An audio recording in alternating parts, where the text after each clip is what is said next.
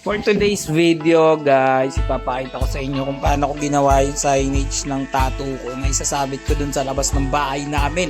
Marami kasi nagsasabi bakit walang nakalagay dun para malaman ng ibang tao na nagtatato ko. Pero dahil ngayon sinisipag ako, eto ginawa ko na siya.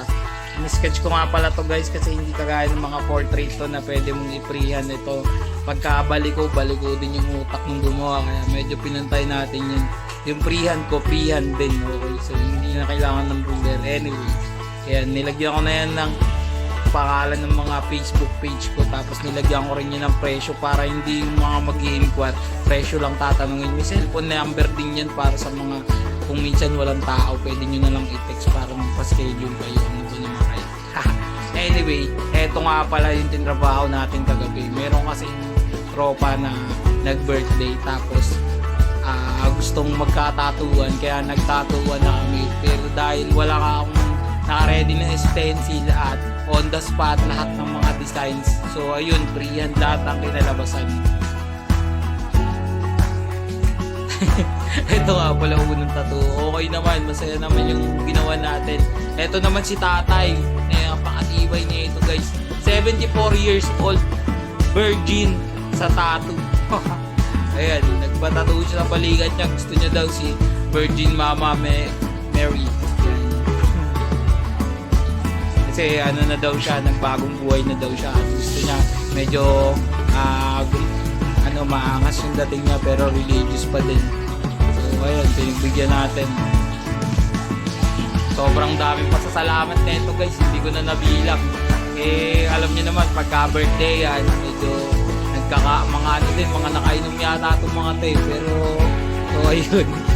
Dito naman tayo sa sumunod na sumalang sa leg naman.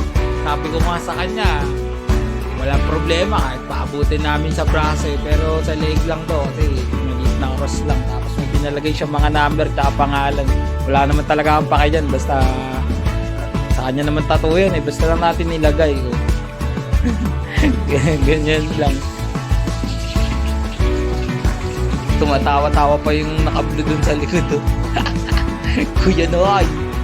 Ito naman yung sumunod bar. DIY daw yan. Pinare-touch niya. Tapos nagpalagay din siya ng pangalan niya dun sa likod. Ito naman, virgin din par. Virgin.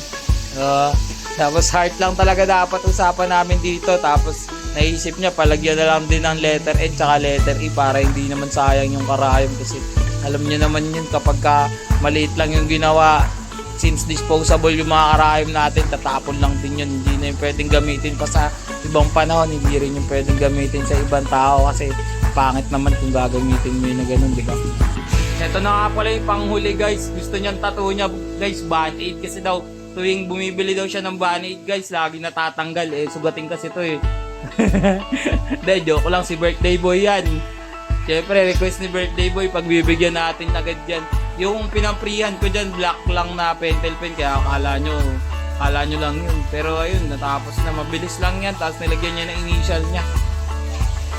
Ano ba hinihintay nyo? Patattoo na kayo!